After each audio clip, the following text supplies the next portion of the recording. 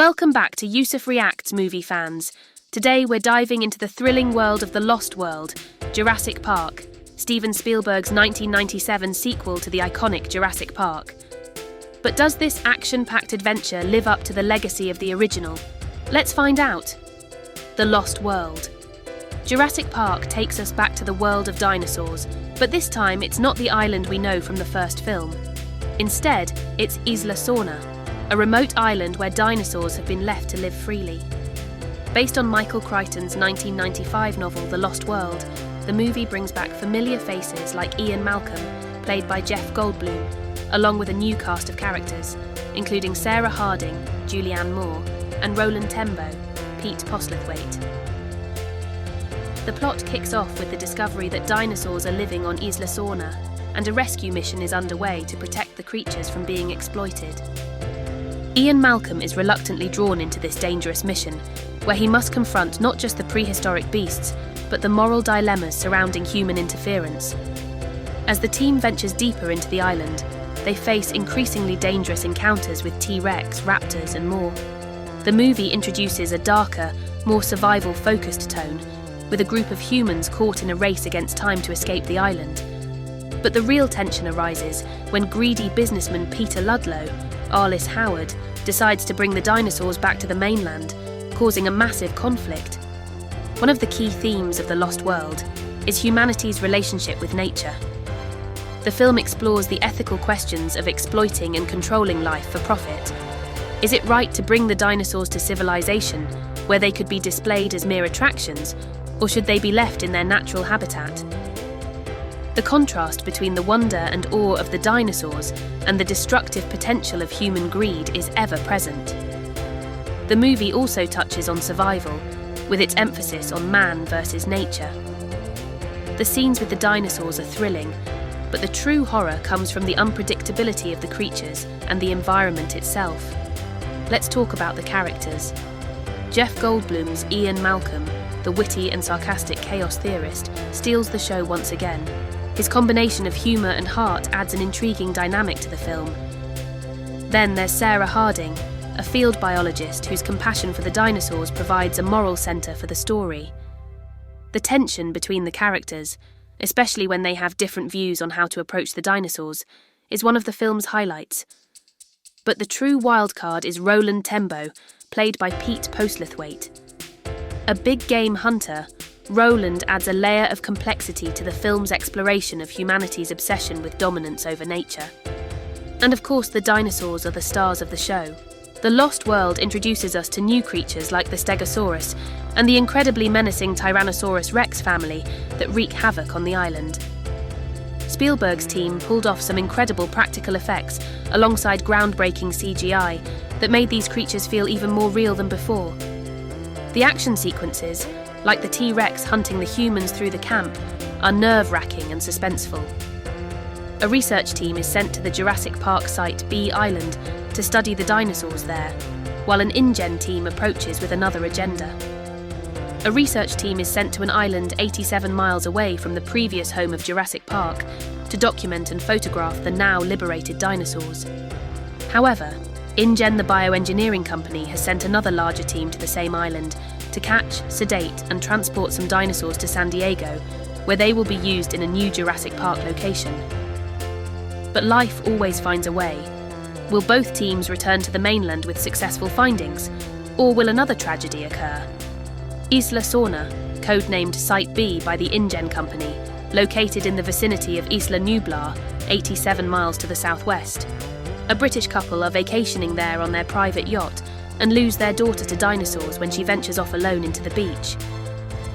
Malcolm, Jeff Goldblum, meets Hammond's Richard Attenborough, nephew Peter Ludlow, Arliss Howard, the new CEO of InGen, who accuses Malcolm of spreading false rumours about Isla Nublar for payment. Peter says that Malcolm signed an NDA and then proceeded to violate that agreement.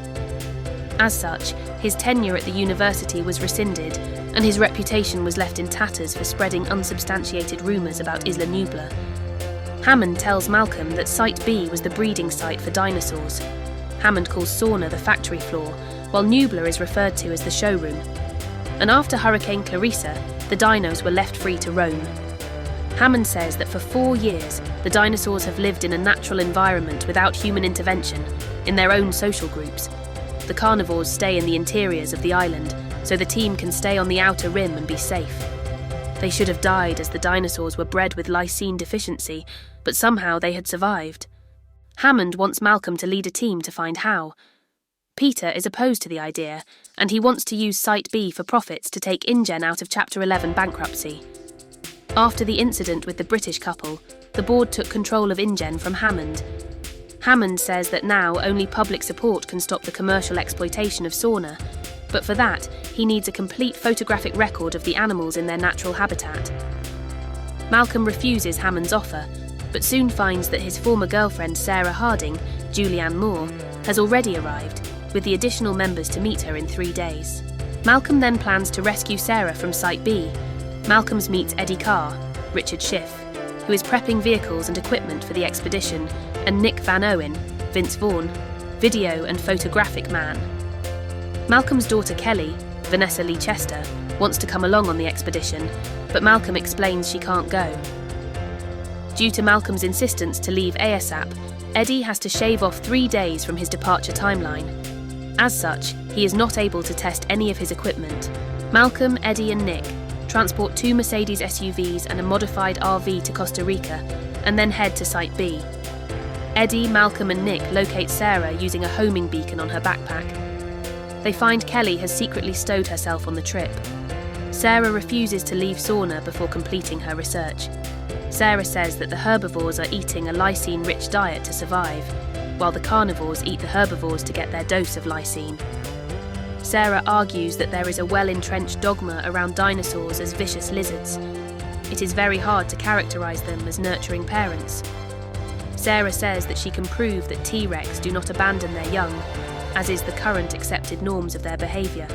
Peter Ludlow flies in Roland Tembo, Pete Postlethwaite, a big game hunter, and his entire assault team and equipment to round up various dinosaurs for InGen. Roland also wants to kill a Tyrannosaurus Rex as fee for the assignment. Roland instead finds an infant T-Rex and has it chained with the hope that its cries will bring its parents to their base, where he can hunt them down. Peter is making a presentation to the InGen board about his plan. Peter pitches a dinosaur-themed park in San Diego, with an amphitheatre as the highlight attraction. When Nick infiltrates the base camp and frees the dinosaurs and wreck Peter's presentation. Roland inspects the cages and realises that they have been sabotaged. Roland realises that they are not alone on the island. Malcolm saves the injured infant T-Rex and brings it to the RV for medical attention. But the team is attacked by adult T-Rexes. Their RV is pushed over a cliff, and Eddie manages to save them by tying the RV to a tree with a steel wrench cable, but gets eaten by Rexes in the process. Malcolm and team hook up with Peter. Peter and his mercenaries come to the RV site to rescue Malcolm and team after the T-Rexes have left, as they plan their rescue off the island. The only working radio is in the interior, populated by velociraptors. The members of the team are attacked by raptors as they separate from the main group. As Malcolm reaches the radio, fighting off a pack of raptors, Roland manages to tranquilise a T-Rex as it attacks their camp at night. Malcolm manages to get a message off to their boat, waiting in the seas around the island. Helicopters arrive, and Roland takes the T-Rex, caged to the waiting ship.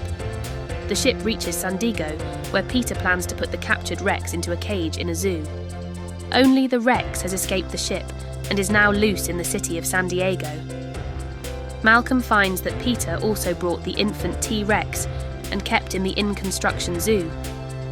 Malcolm and Sarah go to retrieve it to lure the T-Rex back to the docks. Upon hearing and smelling the infant, the T-Rex follows the Malcolm and Sarah back to the docks. Ludlow, upon hearing what has happened, orders that the adult male be shot and that the infant be recovered. When he sees Malcolm and Sarah carrying the infant to the cargo ship, he quickly follows, only to find the infant in the cargo hold. Ludlow attempts to lure the infant out, but soon after, the adult male enters the hold and injures Ludlow before allowing the infant to kill him. Sarah then launches a tranquilizer dart at the T-Rex, which subdues it as Malcolm closes the hold's doors. In the aftermath, the Navy and a new crew escort the ship back to Isla Sorna. When The Lost World was released, it became a commercial success, but it received mixed reviews from critics. Some praised the spectacle, while others felt it didn't live up to the brilliance of its predecessor. The film's shift in tone from the first Jurassic Park, focusing more on action and less on the sense of awe, has been a point of contention for fans. Despite this, the film has a lasting legacy as one of the most entertaining sequels of the 90s. It's full of dinosaur action, but it also raises important questions about the consequences of human interference with nature. So, while The Lost World, Jurassic Park may not be perfect, it's still a thrilling ride with unforgettable moments. What do you think of the film? Let me know your thoughts in the comments below, and don't forget to like and subscribe for more movie breakdowns and analysis. Until next time, keep your eyes on the dinosaurs and your head on a swivel.